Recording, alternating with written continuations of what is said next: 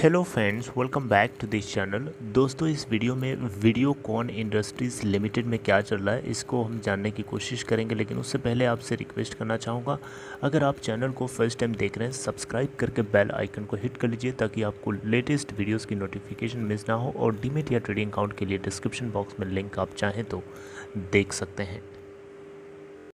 दोस्तों, सवाल उठता है कि वीडियोकॉन इंडस्ट्रीज़ लिमिटेड के को स्टॉक एक्सचेंज से डिलिस्ट तो करा दिया गया है, लेकिन अभी क्या चल रहा है एक्चुअली में इसके अंदर, तो वही हम डिस्कस करेंगे।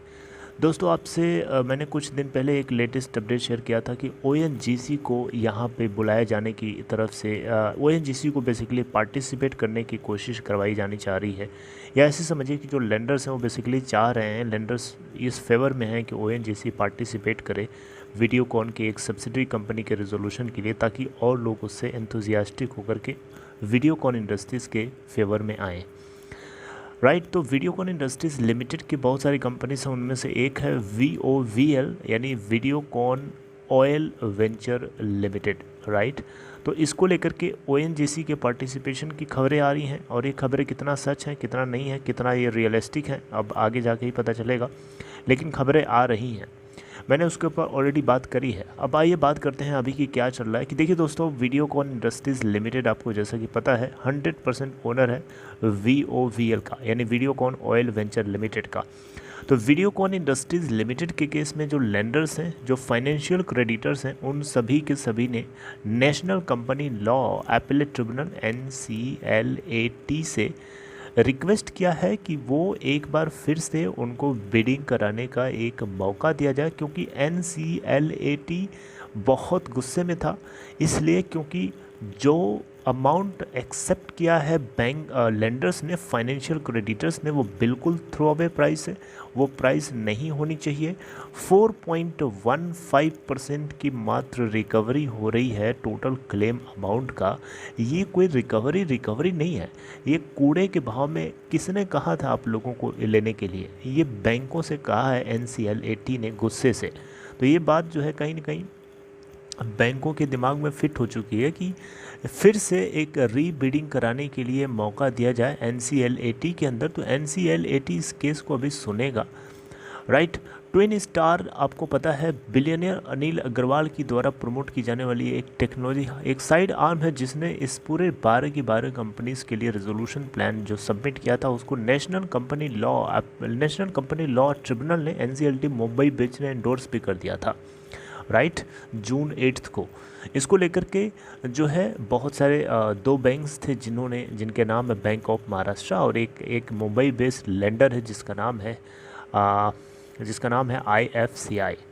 इसके ऊपर हम बातचीत जनरली हम लोग करते ही रहते हैं। तो इन दोनों ने अपोज किया था कि ये बहुत ही कम रिकवरी हो रही है, ये गलत है, ऐसा नहीं होना चाहिए। तो national company law appellate tribunal को कहीं ना कहीं ये बात जो है रियलाइज़ होती है, और उसको पता है कि 95% जो है यहाँ पे हेयर कट, 96% हेयर कट नहीं कोई देता है इतना। तो ट्विन स्टार इसको लेकर के विरोध भी कर रहा है, लेंडर्स के खिलाफ भी है कि लेंडर्स फिर से रीबिडिंग के लिए कैसे सोच भी सकते हैं। अगर ऐसा ही करना था तो फिर वोटिंग क्यों करवाई? 95% लेंडर्स ने वोट क्यों किया फेवर में ट्विन स्टार के? फिर ड्यू प्रोसेस क्यों करवाया? राइट, तो इसको लेकर के NCLAT सुनेगा, और मुझे लगता है कि ट्विन स्टार को यहाँ पे जो है सामना करना मतलब ट्विन स्टार को झेलना पड़ सकता है NCLAT के जवाब को, क्योंकि NCLAT खुद इस पूरे रेजोल्यूशन के बिल्कुल अगेंस्ट है, और वही इस केस को सुनेगा। दोस्तों, NCLAT अभी भी बैंक्स जो हैं कोशिश कर रहे हैं NCLAT से ये बात को श्योर करने की कि फिर से एक बार रीबिडिंग करने का एक मौका दिया जाए। राइट, 2962 करोड़ रुपए के मात्र अमाउंट से ट्विन स्टार खरीदना चाहता था इन सारी कंपनीज़ को, जिसमें से वीडियोकॉन ऑयल वेंचर्स लिमिटेड को एक सेपरेटली जो है कुछ टॉप लेंडर, जिसमें SBI लीड कर रहा है, ONGC के पार्टिसिपेशन की बातें कर रहा था, ताकि इसको ऐसा लग रहा था कि अगर कोई बेटर ऑफर नहीं होगा तो कम से कम गवर्नमेंट ओन एंटिटीज़ को अगर हम इस एसेट को बेच भी देंगे, ऑयल एंड गैस वाली एसेट्स को, तो किसी तरीके का क्रिटिसिज्म बाद में नहीं झेलना पड़ेगा। ऐसा यहाँ पे एक लेंडर्स ने ONGC के फेवर में बोल दिया। अब NCLAT क्या बोलता है वहीं से हमें सब फाइनल पता चलेगा। लेकिन दोस्तों आपको बताना चाहूँगा, national asset reconstruction company NARCL, जैसा कि आपको पता है, जो बैड बैंक बनाया गया है, उन सभी में वीडियोकॉन ऑयल वेंचर लिमिटेड को डालने की बातें आ रही थी सामने। 22 कंपनीज हैं, उन सभी में ये भी शामिल किया गया है बैड बैंक के अंदर। तो लेंडर्स ने इस कंपनी को इस तरीके से रिकवर करने के लिए सोच रखा था, अगर ONGC पार्टिसिपेट नहीं करता है उस केस में, राइट। तो दोस्तों ये बातें जो है आपको पता होने चाहिए। आई होप आपको लेटेस्ट अपडेट में यही चल रहा है कि वीडियोकॉन ऑयल वेंचर लिमिटेड के लिए अलग से एक रेजोल्यूशन प्लान तैयार करवाने की कोशिश करी जा रही है ONGC के पार्टिसिपेशन से, और 30,640 करोड़ रुपए का टोटल फाइनेंशियल क्रेडिटर्स का क्लेम है इस कंपनी के, सब्सिडरी कंपनी के ऊपर।